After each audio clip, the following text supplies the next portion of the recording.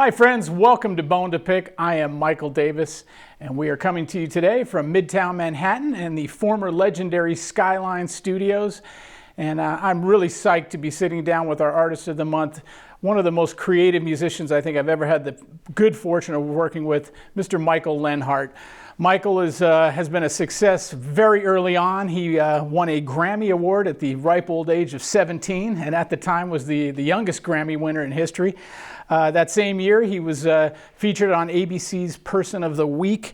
He is an in-demand musician and trumpeter, arranger, film composer, songwriter. He has 7, 8, 9 albums to his credit as a solo artist. He has appeared on over 125 albums as a featured sideman. Has been a member of Steely Dan's incredible band since 1996. Was featured on their Grammy-winning album, Two Against Nature.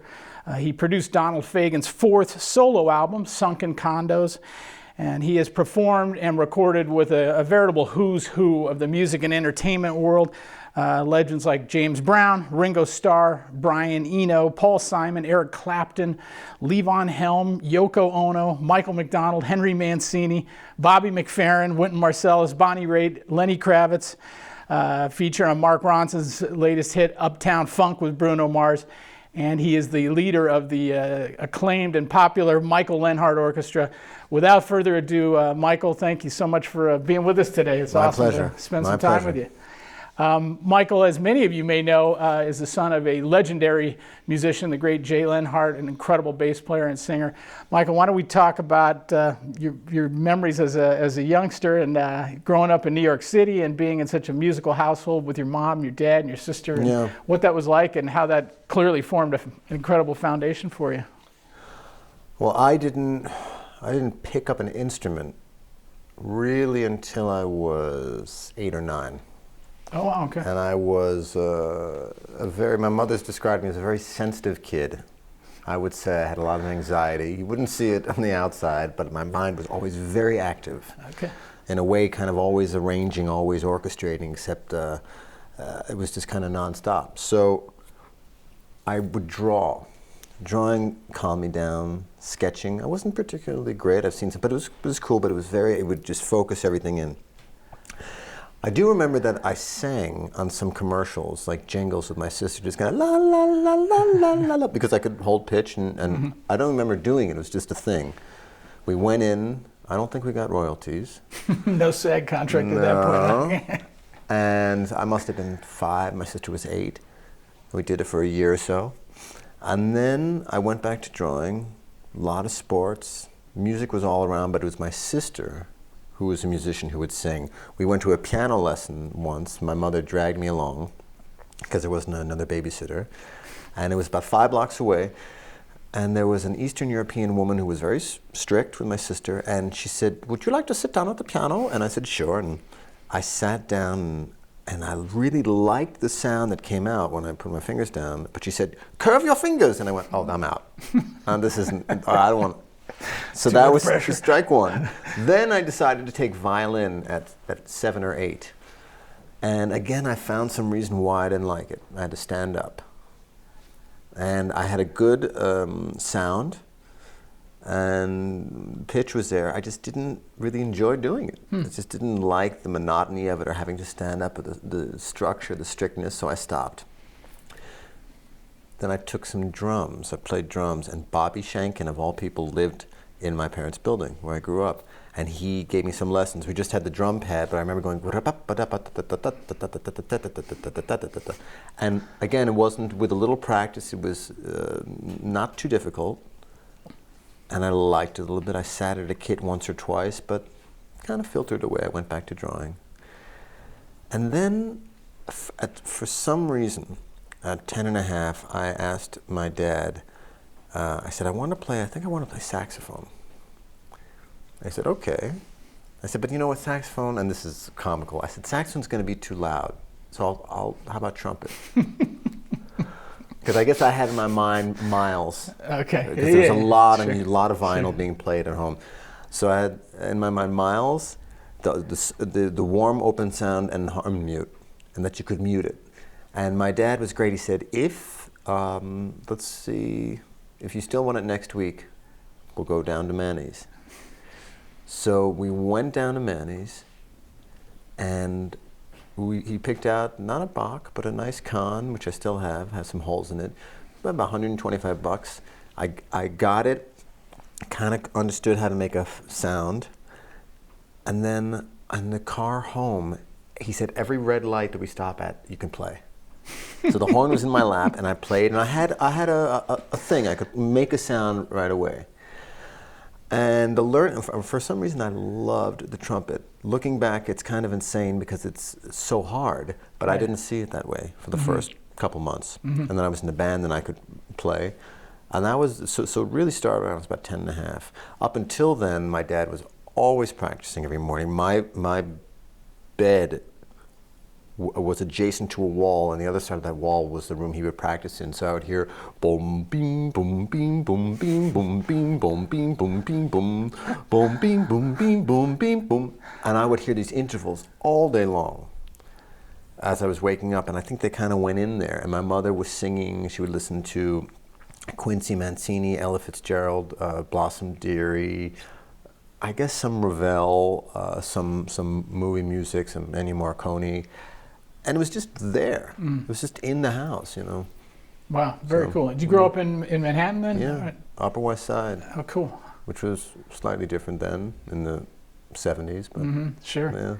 Well, you went to, I guess at that time it was music and art, but now it's known as LaGuardia High School. It was LaGuardia then. It was, okay. Yeah. For those of you who don't know, LaGuardia High School is one of the finest arts and music school high schools anywhere in the country, but here in Manhattan. And I know you really came into your own at that point, winning the Grammy and getting all kinds of notoriety as a young high school musician. Well, even before that, looking back, at 13, in 8th grade, Justin DeChocho, who was the head of music there, and then went on to Manhattan School of Music, I forget, somehow he heard me play in the end of 7th grade, and he said, I want you to audition for the jazz chair in All City Band. And I said, but I'm in 8th grade. He said, don't worry, we'll let you in. I said, okay. Now at this point I had probably 11 or 12. I kind of plateaued in terms of endurance. I could play, but it was that thing where I would, now my 42-year-old self would say I had probably started developing some, not bad habits, but habits. So I still had a C, but from one day to another, one day I could play great and play 32 bars. The next day after 16 bars, I was shot. I kind of had a way of working around it, but I was always aware of, okay, endurance might not be my strength. I went in and auditioned for All City Band. They gave me second trumpet at 13, which a lot of people were like, who is this little turd coming in?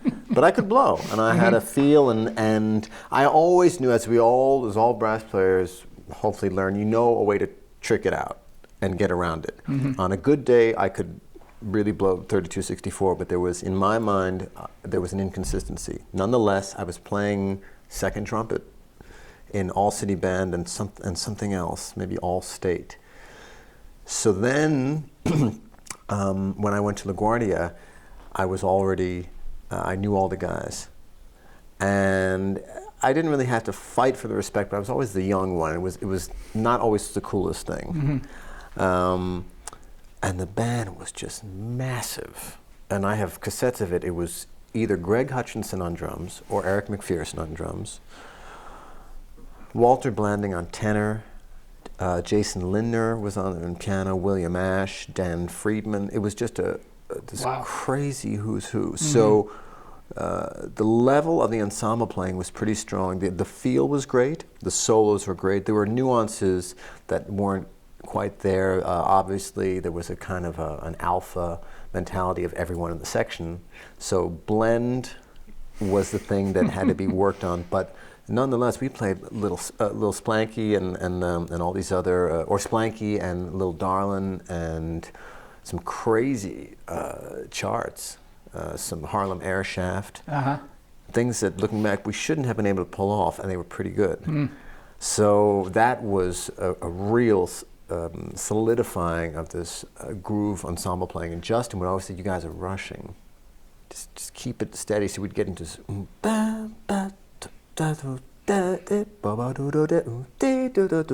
and that feeling went into my bones of just like, what is that?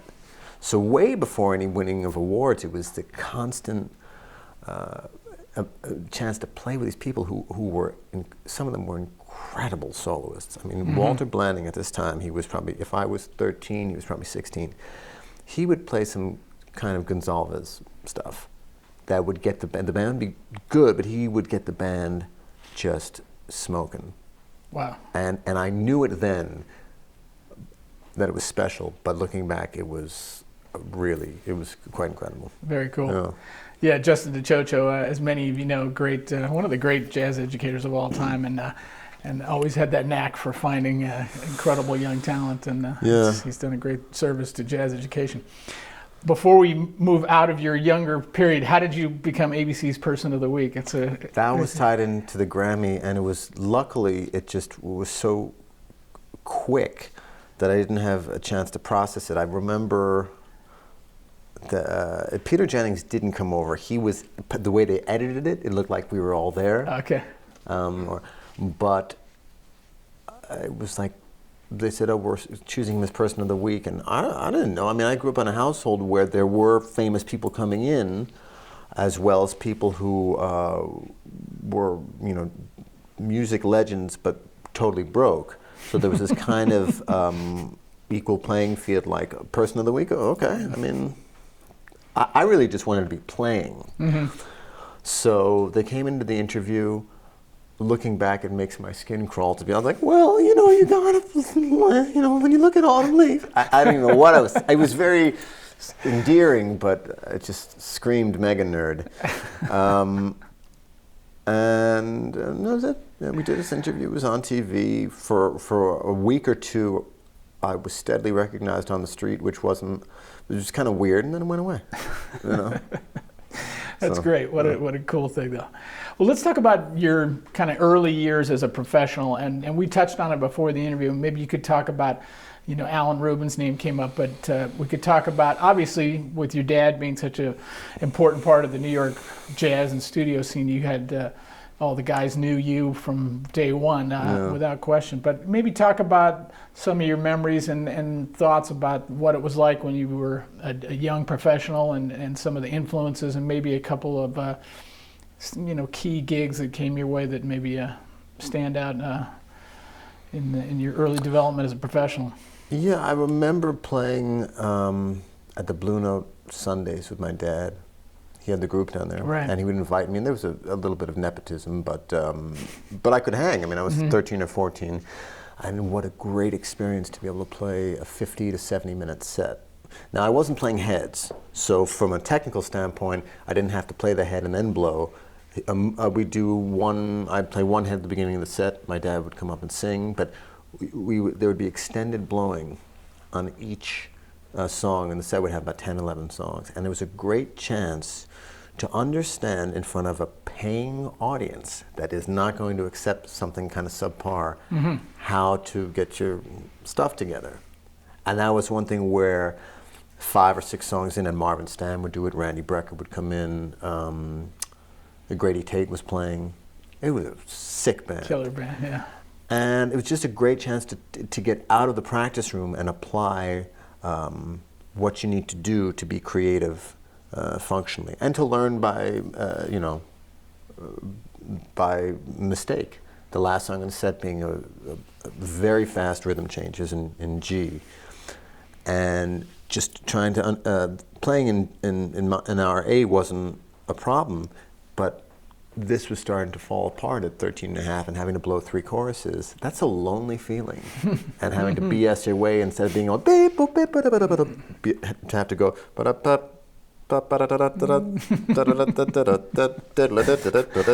that's a sad feeling. So I remember coming out going, I want to be able to go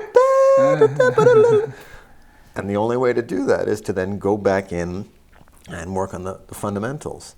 So I had this arc of having some great gigs, and knowing, with humility, knowing that I had an advanced aptitude towards harmony and counterpoint, but the technical aspect of the trumpet was something that was not natural for me. There would be great days, and there would be drifting days, as many people deal with, and it was never obvious to anyone but me. But I knew that something could be easier. And one incredible thing was, I was about maybe 15 or 16, I said to my dad, I said, it's too hard, because I would practice 10 or 15 minutes. Fundamentals, I studied with a student of Vince Penzarella's, a great guy named Jim Hamlin. And then I'd rest and go to the piano, and I would play, usually just make stuff up, or I would look at Ravel scores, Stravinsky, whatever, listen to albums. And it wouldn't be 15 minutes at the piano, because there wasn't a diminishing returns of muscle. It would be an hour, and go, oh, I got to go back. And then I'd practice 10 minutes on trumpet, tire out, and go sit at the piano. And I started seeing what was happening. I was playing different instruments. It was nice to break it up, but I was doing 15 minutes on trumpet, an hour at the piano, 10 minutes on trumpet, an hour and a half on piano, 5 more. So at some point, the issue of endurance on trumpet was really frustrating to me at 15. I said to my dad, maybe it's just too hard. Maybe I'm doing something wrong. It's difficult. And he was active in the studio scene. He said, the person who has the most effortless technique that I know of is Alan Rubin. Now, Alan could be quite a character. And I knew him in passing, and he was a real advocate of mine. And so he came over one day, and he said, okay, play for me. I've heard you play, but let's play one-on-one. And I said, am I doing something wrong? Or I mean, he said, play through the horn. And he said, it's all right. Just keep going. You're not doing anything wrong. It's all good. Just keep on going. It's a struggle, and it'll get easier. And that was a real affirmation that there wasn't something off to the side or something down or this or bad habits. And it was incredibly powerful, because I was on the brink of going, F it, I'll just play piano or I'll do something else. Because what I heard in my head, I couldn't always catch up to. I don't know if any of us can, but it was there was such a discrepancy sometimes that I was getting frustrated. I kept on going.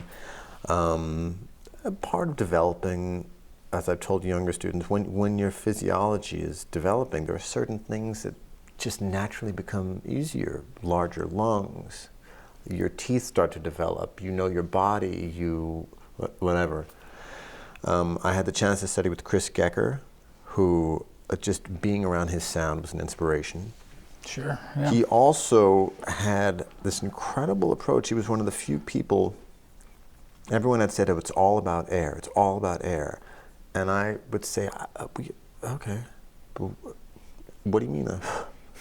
And Chris said, it's not only about air, which was a chance, it freed me up a little bit. Looking back now, I understand what people mean by it's all about air, but it can't just be simplified. It's the use of air is the engine, but you also need to have an understanding of what you're doing, airspeed, tongue position, embouchure, all these things. So absolutely, just to go air, it's like saying if you want to play basketball, just be tall. You have to. So there were these key moments. The thing with Alan really freed me up to know, okay, I'm not on the wrong path. Just be patient and keep working on it. Mm-hmm. There were other moments of, I was probably 15 or 16. I went to the IAJE, International Association of Jazz Educators Conference in New Orleans. I had won some award or whatever. I was playing in the band was Chris Dave on drums and Ethan Iverson on piano, who's now part of the Bad Plus. Mm-hmm. And I had a sense that I was around great players, but looking back, it's comical just how we all were brought together. And Ethan, because he had such a Cecil Taylor vibe going on, he was a sore thumb in that. Rufus Reid wanted us to sound like the Messengers. And I could, again, BS a little Lee Morgan thing, but it wasn't exactly the way I was wired. And Ethan certainly couldn't do Bobby Timmons. So when we talked about it in recent years, it was like fitting a square into a circle. On the way home from New Orleans, I will never forget sitting I wanted the plane ride to last forever. It was, I think we had a business class ticket. It was Lou Soloff, myself, and Clark Terry. Oh, wow. And Incredible. Clark, while I didn't spend tons of time with him, whenever I saw him, he was just the warmest guy. And if I have a trumpet idol, it's probably Clark Terry. Just, well known, but still in my mind underrated. Just, if I ever, Clifford Brown, of course, Louis Armstrong, and Clark, if I ever need to light the fire of wanting to practice, of what I'm trying to achieve, you put on Clark Terry, it is just mind-numbingly beautiful. And that plane ride, Lou was going off about mouthpieces and dentures and people, wanting to take an impression of his teeth. And Clark was just kind of smiling, going, young kid. Not to me, to Lou.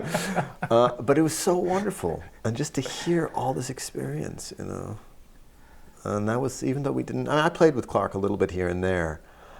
But just to be around him and his approach, his humor, his wisdom, that was incredible.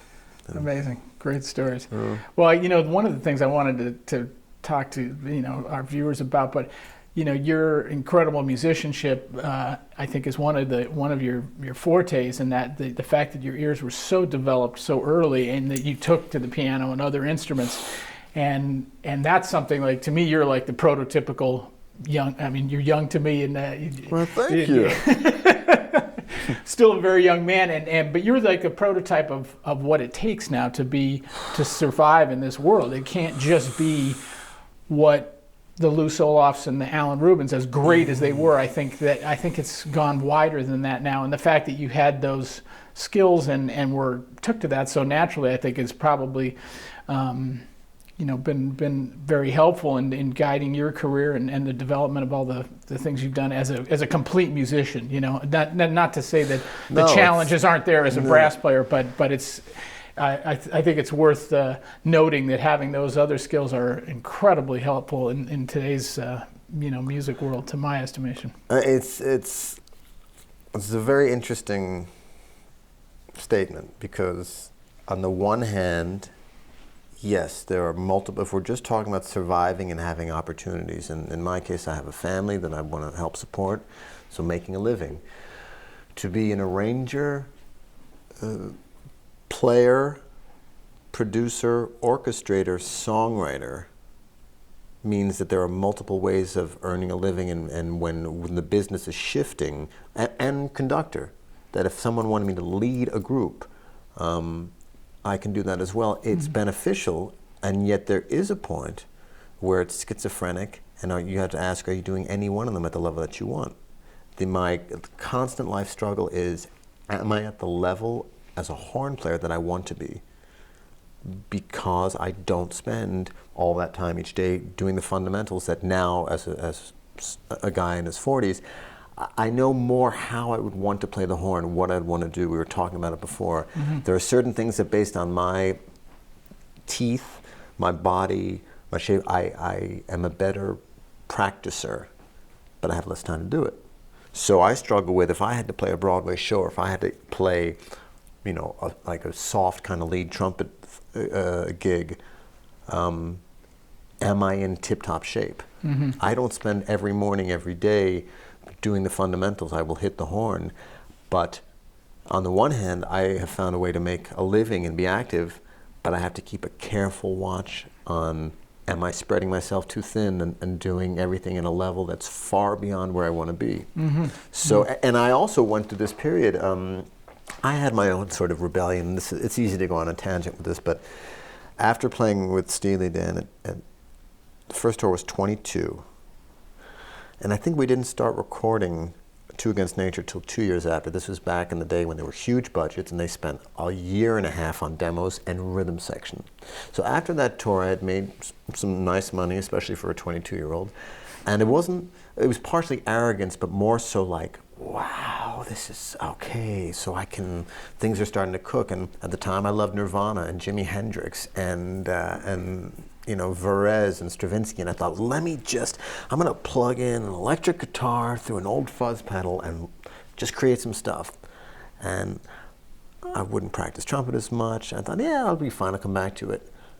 And I was veering off in a path away from the horn. On the one hand, you could say I was studying, music concrète and Stravinsky. And on the other hand, people say, "What are you doing?" My parents said, "What are you doing?" I heard some of the new music you're writing. It's really weird, and it wasn't always so cool. I felt like I was alone.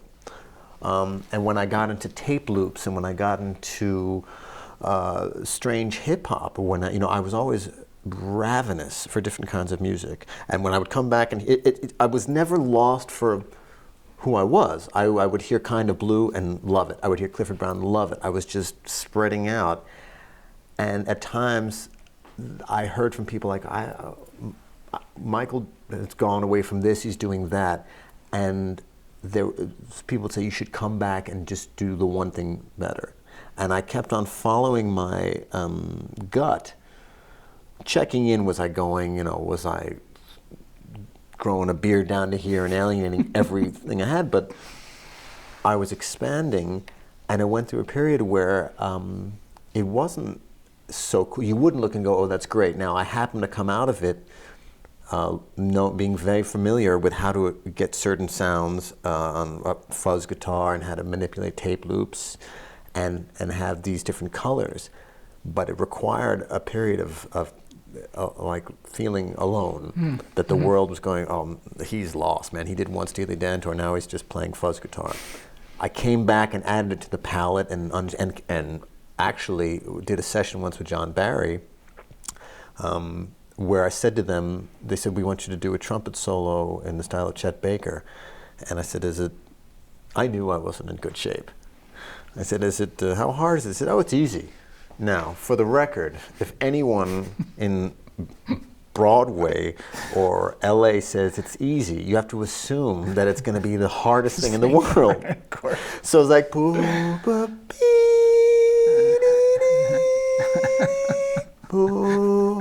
it's nothing Chet would have ever played. Right. And I was like, we could break this down into phrases. Look it up, glue it, put it later, splice it. And I saw the writing on the wall. And eventually, it was the one session that I got out and out fired from. It was John Barry was in the booth, and it was like it was bad. But I said to him, I knew it, and I said, you know what, there are like 7 trumpet players in this zip code that could come in and nail the song. Why don't we just call this a wash?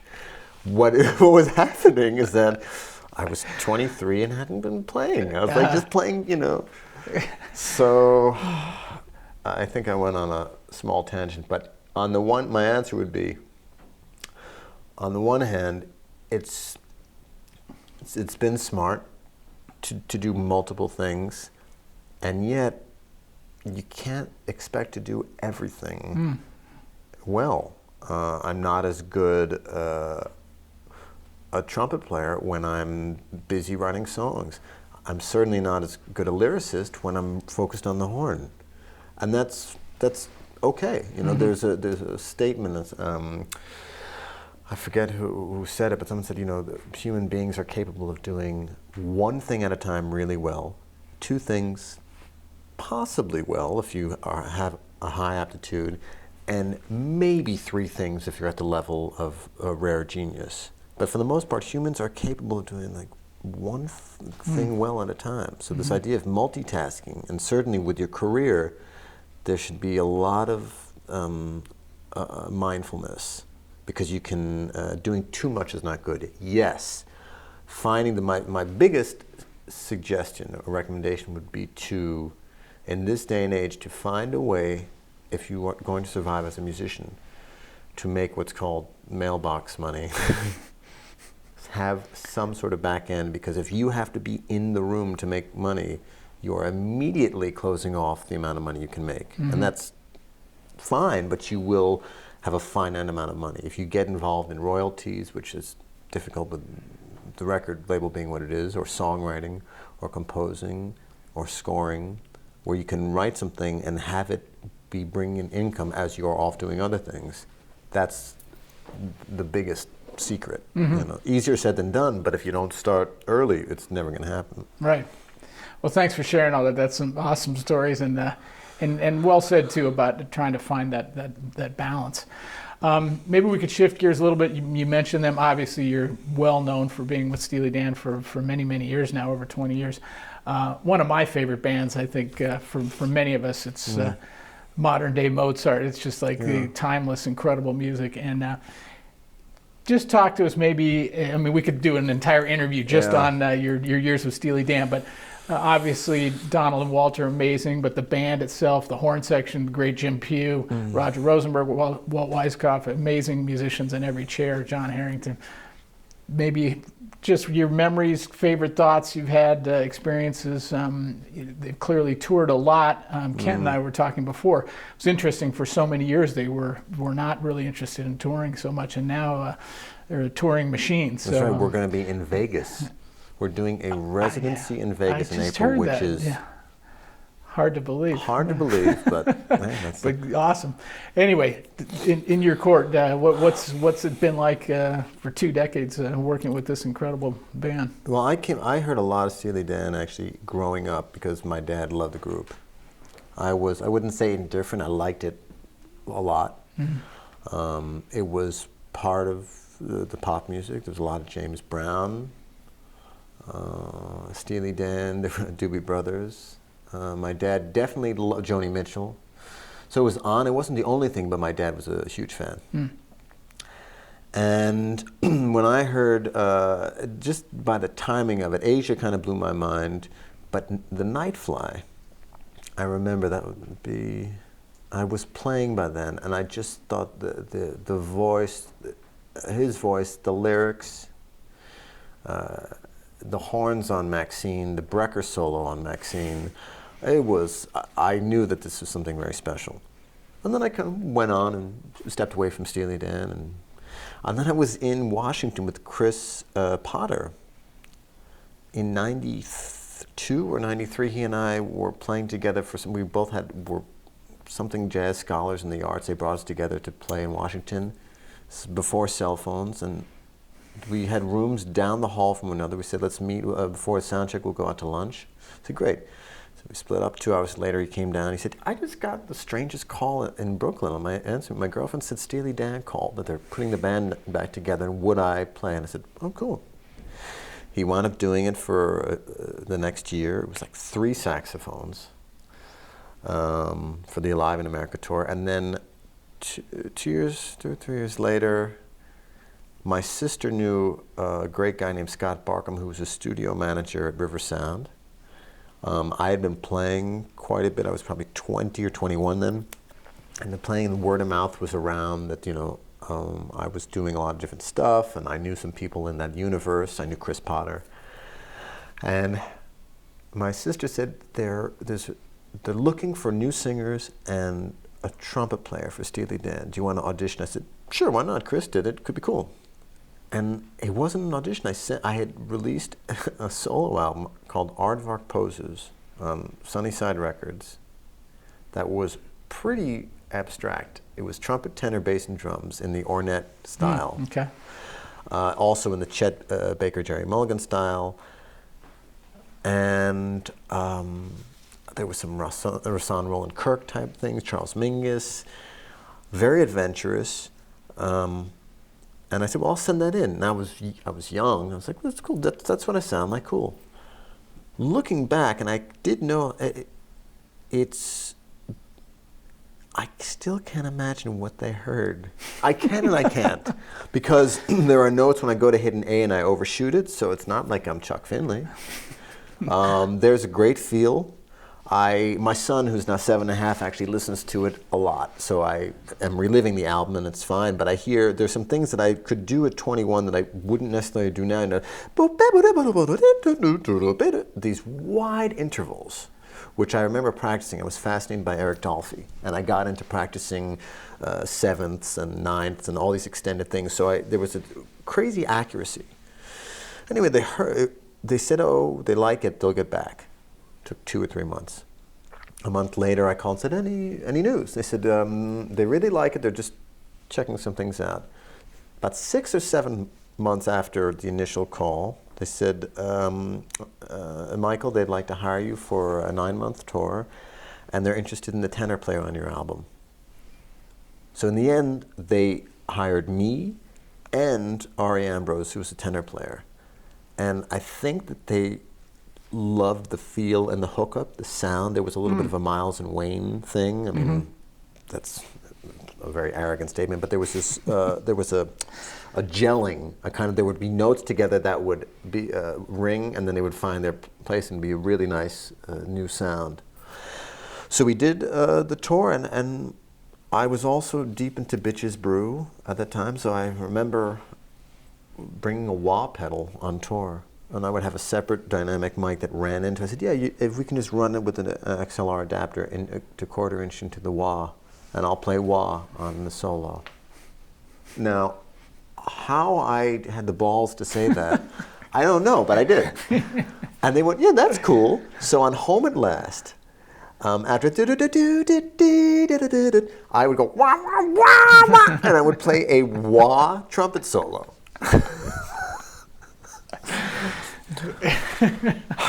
And I assumed, I wasn't trying to get fired, but I assumed I would get fired, so why not have fun? Go out now. Go out like a flying bird. And I think the tour was very good. I had enough experience to be able to hone in and get, understand what they wanted pitch-wise. Again, I wasn't Chuck Finley, so I've heard some live recordings and I go, I wish I had a rounder sound. I wish my E was not flat, but it was cool. And they asked, then they started doing the album, and then I spoke with Donald, and he asked me to arrange. He knew I was arranging a lot. They'd heard me play piano. And I wound up arranging, conducting, and playing horns on Two Against Nature, and our relationship just kind of blossomed. And oddly enough, my sister and myself, she was 25 at the time, I was 22, were now the ones from that original band who have been with them the longest. And I think part of it was that I wouldn't call it arrogance, I would just call it this kind of dreaminess that I didn't think about insecurity. I just kind of went, I know what I can't do and I know what I can do.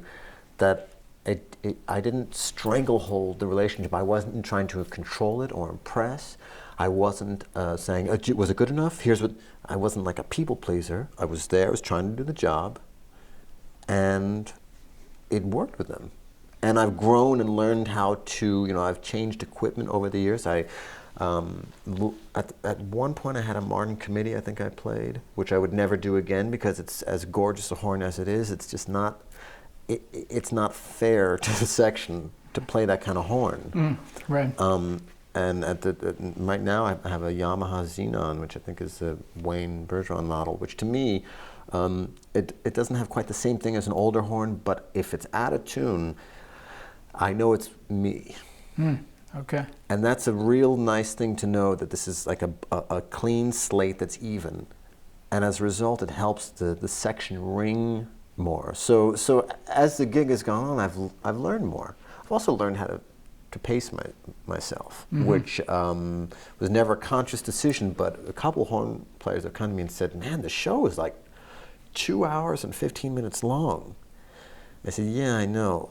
You just have to, even Tony Cadleck, who is the guy who's the main sub for me when I've had to miss, who was one of the fiercest trumpet players in the world, that's a demanding show. And I said, you just learn to pace yourself. There are little tricks. As the arranger, I had the luxury of having been able to say, we're not going to play those 4 bars, because I know it just burns us out. And yet there are other things where certain songs that there is no way around it. You have to go from playing this low warm on trumpet, something that feels like flugelhorn and has that kind of warmth, to going up and hitting the high notes, to going back to a flugel section, to going to blowing with a plunger, like, you know, Clark or whatever, and then wrapping it up with this beautifully in-tune, close-mic'd flugel thing. And there's no way of cheating that, so you have to be set in a certain way, you know. So, I mean, I could go on and on about the experience with them. It's, in the end, it's great music. It's fun. There are moments of terror for us all, everyone, including Donald Walter. But for the most part, it's a relaxing, beautiful family at this point, you know, that gets a chance to play great music each night. So that's awesome. Yeah. What do you think? We talked about it before the interview, but they've, you know, there was a lot of volatility in terms of hiring and firing in their 70s, especially when they were recording. And it seems very stable. They've obviously found the musicians that they love to work with. Yourself, obviously. Do you think that's part of why they're touring so frequently now, or it's interesting that they are really out there playing? So it seems like every year there's a tour happening, which is great for the fans and for all of us who love to see the band. Yeah, there are multiple answers. To break it down, I would never say that they have stopped their tendency to firing, because by the time you edit this, I could be fired. That's just that's reality. Are they? I think, you know, with age comes wisdom, and I think it was a different world. They were much younger. One thing that I find fascinating, especially for Donald, who has to sing the lyrics, is that I don't know if the audience understands that in many ways Donald singing songs from something like Countdown to Ecstasy or Can't Buy a Thrill, the early Steely Dan albums, to be the narrator and the first person singing those songs that he wrote when he was in his 20s is sometimes the same as us opening up a shoebox and finding a love letter you wrote to someone when you were 14 and go, oh my God, is that... It's not, I mean, yes, the world loves these songs. It's not always easy to look at your younger self in the warts and all. Yes, we had less wrinkles, but there are things that you wouldn't say in quite the same way. I think they were in a different place in their lives. They wanted, they had the world at their fingertips in a way, and had access to the greatest musicians on the planet. It was like an aligning of the stars. That they were writing this music, they were confident, they were either in LA or New York and could choose, now that person, you know what? That guy's great, but we want Purdy. Purdy's great. Purdy's good for that drum, but you know what? We'll get Jim Keltner. You know what? We don't want that guy. They could do it. You know, you get older, your expectations become a little more reality-based, I think. I think that's part of it. I'm sure that there's also, and they'd probably say this is an element of you know, maybe not laziness isn't the word, but they know what they have, it works. What are they going to do? I mean, the reality of going out and firing an entire band, that's part of the, now in terms of doing shows, I love that you love that we're doing shows. Part of it is that the record sales are, so if you want to afford a certain lifestyle, the only money that's really out there is either sync for movies and TV commercials or performing live, and they've been very difficult about approving syncs, which I respect. They could make a lot more money if they licensed all their songs. I think that that show, That 70s Show, I think it's public knowledge that was supposed to be called Reelin' in the Years. And there was talk of something like doing a re-record, and they said, nah, forget it. They could have made a lot of money from that. They chose not to want to do that. They now have a band that they love playing with. We do work well together. I mean, one of my favorite stories is going into Coachella a couple years ago, the festival. That's predominantly a younger crowd, and people went, oh man, now that when Steely Dan is booked, you know, it's the death of the festival. And it was a real underdog kind of thing going in. And a lot of people said, who are these old white guys? And we went in and when I saw the set list, I went, holy, that's a killer set list. It was just hit, dum, dum, dum, dum, dum, dum, done. And we went in, and I think it was, I looked to the left, because it's so near LA, and I looked to the stage left on this, like a riser, as we're playing it, and it was like Paul McCartney was there, Clint Eastwood was there, and Ringo Starr and Barbara Bach were there, and everyone was just hovering. It was a 60-minute set. It just went, and whether you liked the music or not, you couldn't deny that it was so well created, and because it had in its as its anchor rhythm and blues. It was mostly the songs of Asia and earlier things. The lyrics were incredible. The melodies are incredible. The groove is so powerful. There's such a wall of sound, and it didn't stop for 60 minutes. And I went, damn, that is a good band. Even if you don't like yacht rock, even if you don't like Steely Dan, you couldn't deny that this was like a wall of sound coming at you. And I was so proud, you know. Very cool. And that only happens when you have a band. We went in, there was no doubt, we just kept going. So yeah, it's cool. Very cool. Well, let's shift gears a little bit and talk about you're becoming quite prolific as a film composer and doing a lot of work in that medium. You mentioned, you know, music getting used in that realm. What where do you see yourself going in that, and how has that been for you in terms of the evolution of your career from the writing standpoint, and in particular, writing for film and television, and also you can talk about it from an arranging standpoint as well, because clearly you do both. Yeah, they're very different. Being an arranger for film is a lot less pressure.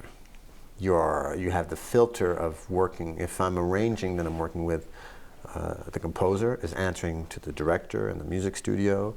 I don't have as much say, but there's not as much stress. Being a composer on a film, whether it's an indie film or a large film, I've always loved it.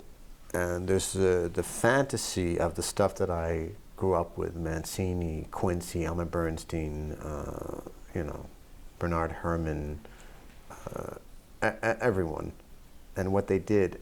And there's a reality of what they had to go through to do it. So it's you know, you learn about the fantasy and the reality.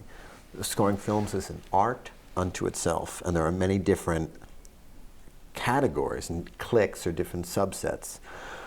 Dick Hyman, who I would call a friend and I have the utmost respect for, has done some fascinating stuff with Woody Allen. It's not quite scoring; it's more adapting. I think he wrote some things, but Woody Allen really doesn't use film composed in the typical sense. Right. But he has this gorgeous relationship with Dick Hyman.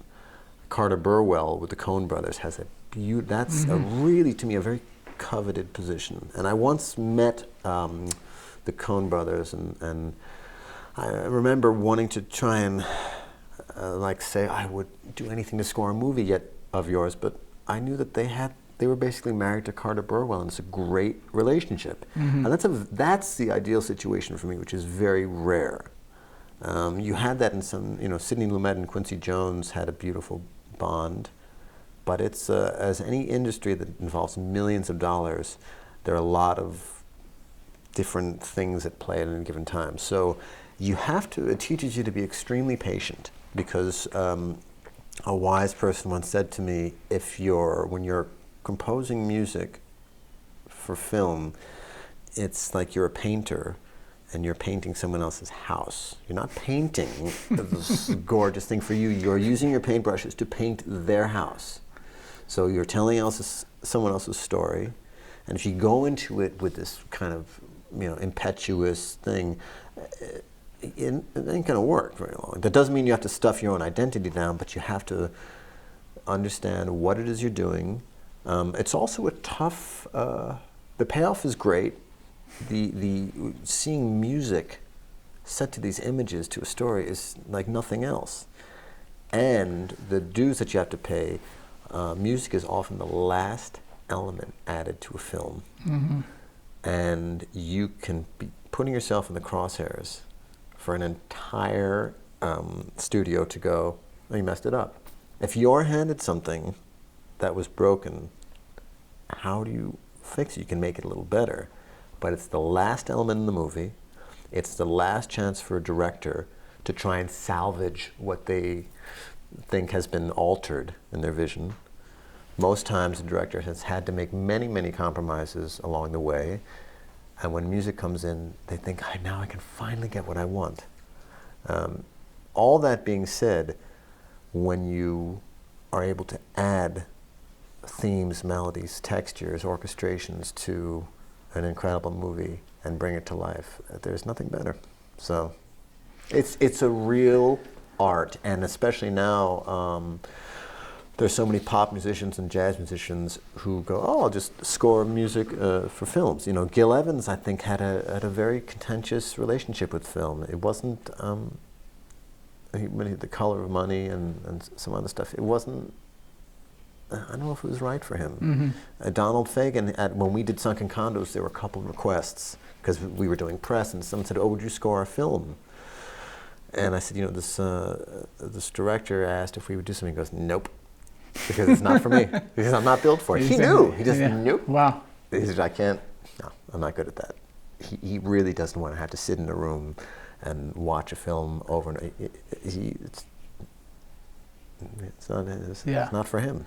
And I respected that. You can't change that, Yeah, absolutely. I love the analogy of painting someone's house. It's like somebody else's vision, and like you said, you can add your imprint, but it's still, at the end of the day, you're not necessarily your artistic statement. But and I had this blue over here. It's going to look great. And you go, I don't want blue. And I go, but I'm going to save the blue for another movie. And there's, again, diplomacy, something which seems to be a dying art these days. It doesn't mean you have to suck it up.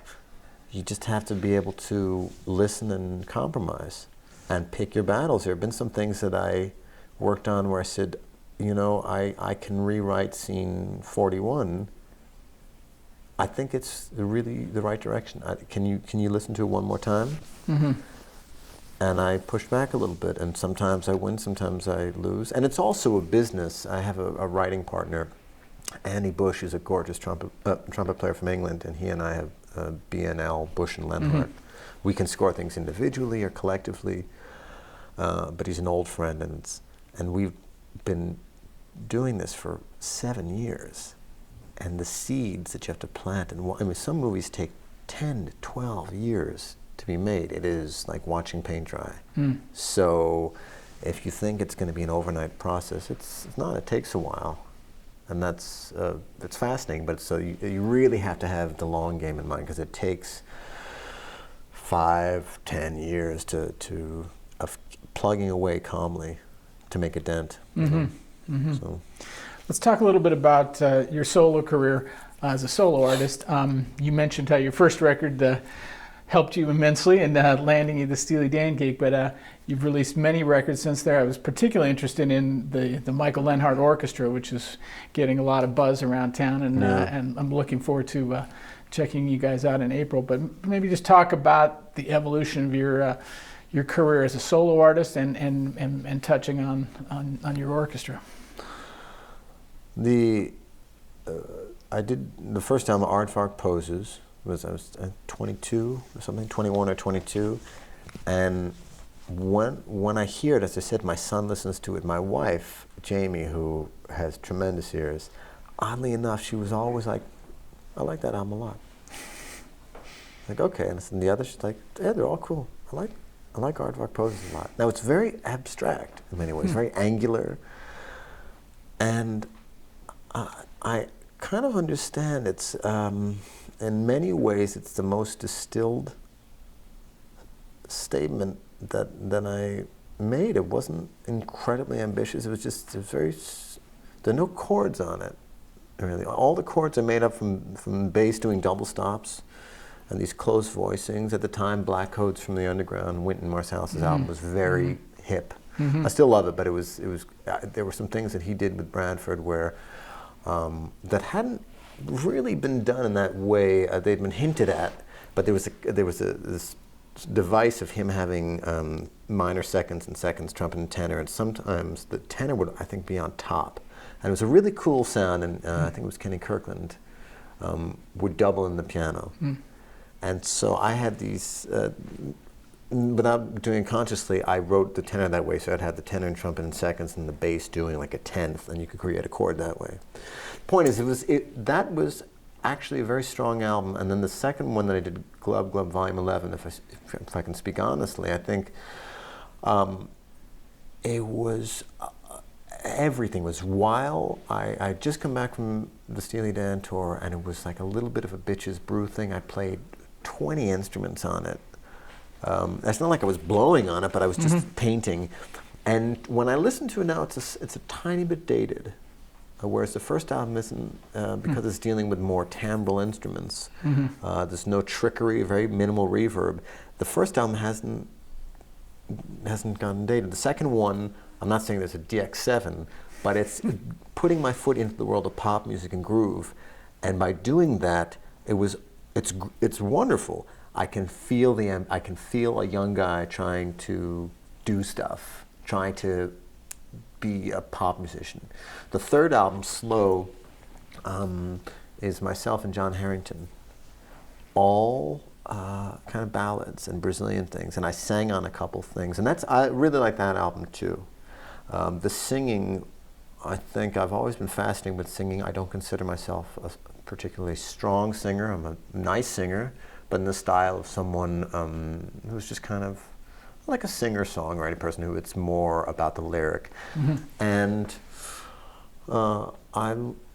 that was me. I sang on 2 or 3 things there, not in a particularly strong voice, but it's kind of charming. And then from there, I did 3 albums, kind of self-released, 2 albums self-released, were almost like Radiohead or Elliott Smith. If there was trumpet on it, it was part of a section. There's almost no trumpet. Okay. And it was just me releasing stuff, and I had bands that did that live. Looking back, was if I liken my career to sort of painting, it was like just switching styles. There were a lot of people that loved it. I wonder if I'm not a strong enough singer to really be a leader as a singer. The songwriting is cool. I don't mind hearing my voice singing, and I enjoyed it. You know, would I come back and release albums where I'm singing everything? Don't know. So then I did Seahorse and the Storyteller, which was an album for Truth and Soul, which was really tied out of my connections with the guys from the Dap Kings and the Brooklyn crew from Sharon Jones and Dap Kings and Mark Ronson and the Amy Winehouse guys. Great soul musicians. And this was almost African psychedelic rock and funk, Fela Kuti. And we did a lot of shows with that band. Again, I was up front singing and playing trumpet, and every now and then. Oh, there's one other one. Before I did Seahorse and the Storyteller, I did an album called Hotel Music, which is a really weird album, but I love that one, where a label asked if I would do an ambitious album that was slightly off the path for me, and the idea would be release it on vinyl with 200 hand-painted covers. This is before I had a kid and I had free time. I didn't have to paint the covers. Okay, good. So I recorded, during a Steely Dan tour in 2007, I recorded all this stuff in hotels. And I would take samplers, and I would record water, I would record casino, and then pitch shift it down and reverse it. I kind of Brian Eno, David Byrne, and I would add some horns. Again, no solos, but I would add little horns on cheap mics in the hotel where I would layer vocals. And it was very cinematic in a way. And it's a cool, very druggy kind of psychedelic album. After that, I did Seahorse and the Storyteller. And that was 2009, 2010, so I've always recorded things, but for a minute I didn't have another solo album in mind. I was producing a lot. And after I worked on Nels Cline's Lovers album, as we were talking about before, I realized how much I love orchestrating and composing and conducting, and that by being in front of an orchestra, it actually focused and harnessed all of it into one thing. It was very distilled. When I play a lot of instruments, it tends sometimes to be a little bit schizophrenic, which is maybe, sometimes it's magical, sometimes it's a little bit chaotic. When I'm conducting, there's a certain calmness. I can use the orchestra, whether it's 7, 8, 9 people or 26, it can be transcendent as long as the arrangements are strong and the material is strong. So the orchestra grew out of the album with Nels Cline.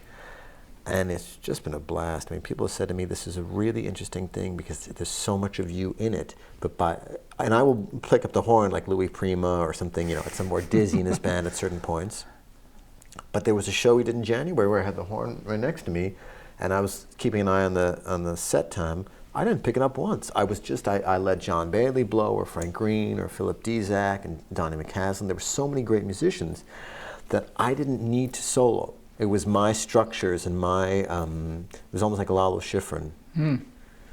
And it's so enjoyable. And there's such a future. I could have a song list of 50 songs besides my own compositions.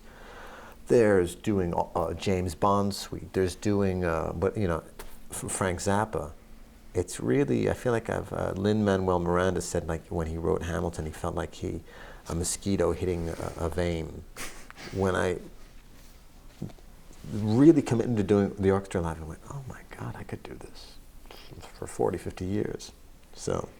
Very cool. Well, we hope you do it for 40 or 50 years and follow it each way. It's going to be great to see the evolution of it. It's very cool. There is another element, which is now being a father, I'm still pretty self-involved, but I'm a little less self-involved.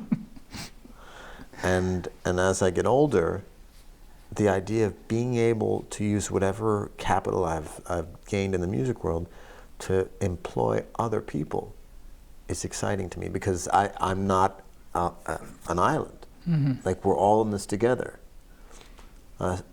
Putting success and money aside, a great joy is a great day's work, of that feeling of creating. Again, when I listen to Clifford Brown, everything just kind of goes away. I go, what the hell is this guy doing?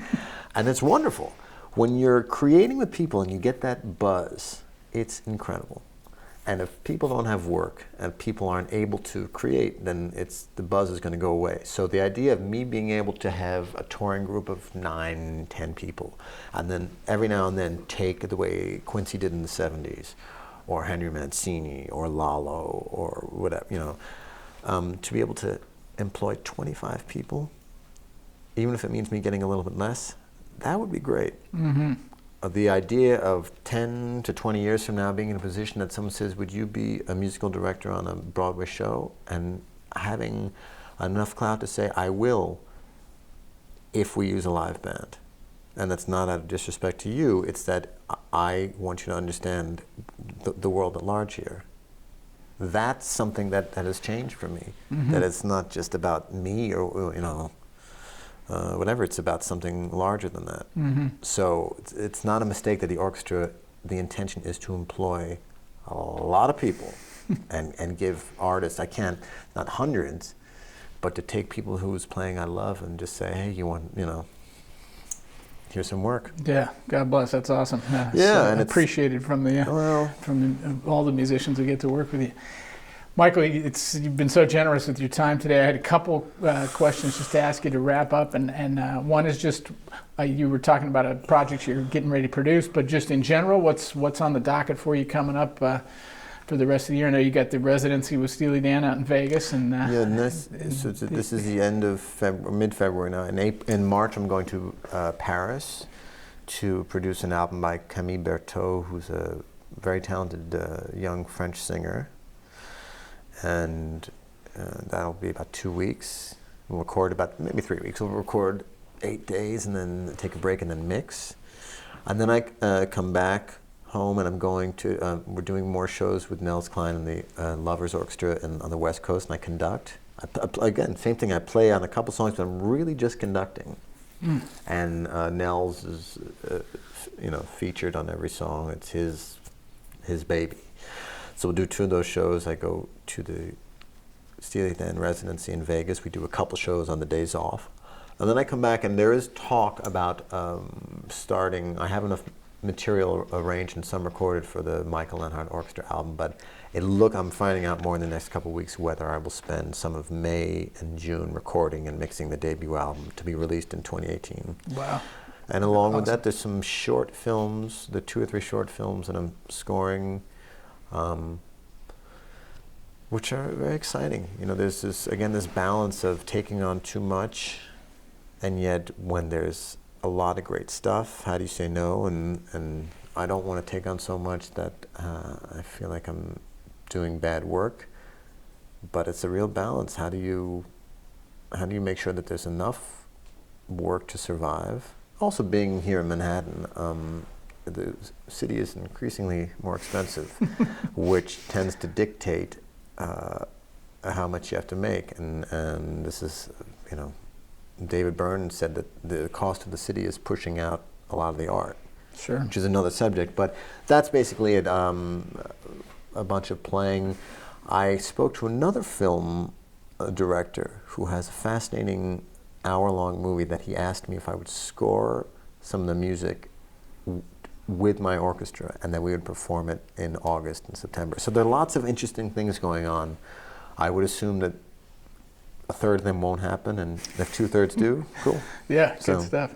Yeah. Well, my last question to you, and you know, as we've said, you come from such an extraordinarily talented family.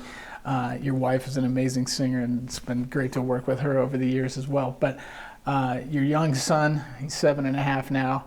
I'm guessing, without going out on too much of a limb, that he's going to be a very talented young man at whatever he chooses to do. But tell me what you would say to him if he gets to be a sophomore in high school and he comes to you and says, "Dad, I want to be a musician." What would you say to him? If he said, "I want to be a professional musician, that's what I want to do." Professional musician, yeah. And he was a sophomore, so we're saying he's 16. You could pick any, but well, you're right at that precipice where it's yeah. you make the plunge. I would say it's very interesting. You want to go out to lunch and we'll talk. Let's talk about it. I mean, that's a major talk. Yeah. And I would probably have a little bit of a flow chart ready, and maybe a little glass of white wine. But no, I would certainly listen. It's a tough one. I would never want to turn down or reject someone's enthusiasm for the arts. And at the same time, man, it's a doozy. I don't know. I mean, I don't know anyone. I know some pretty successful people who people think are richer than crap, and once you get them on a, you know, relaxed, they go, oh, yeah, people think I made this, but they took that, and people. It's one thing to be busy, but this idea of who is really successful and how much they're making, it's difficult to make money in the arts. Doesn't mean it's not worth diving right in. I wouldn't change much if I had to do over again. I think it's incredible. The world needs people creating and being musicians. I wish it was just a little easier. You know. Yeah, well said. And the majority of the shows that I have done as a leader, easily more than half I've lost money on. I'm fine with that, but that's the reality. Mm-hmm. It's like this phase of constant promotion, constant investing in your own thing, of knowing I'm going to do this show, especially with the orchestra. There are nights when I have to write checks to the guys and women. And I've done the math. I know, you know, even if the house is packed, it's a losing venture on this one, but it's worth the investment. So I would listen. The answer is I would listen, but it would be a couple of conversations, I think. You know. Awesome. Listen, Michael, thank you so much for being with us today. My awesome. Pleasure. So great. My Continued pleasure. success, and we will see all of you next time on Bone2Pick.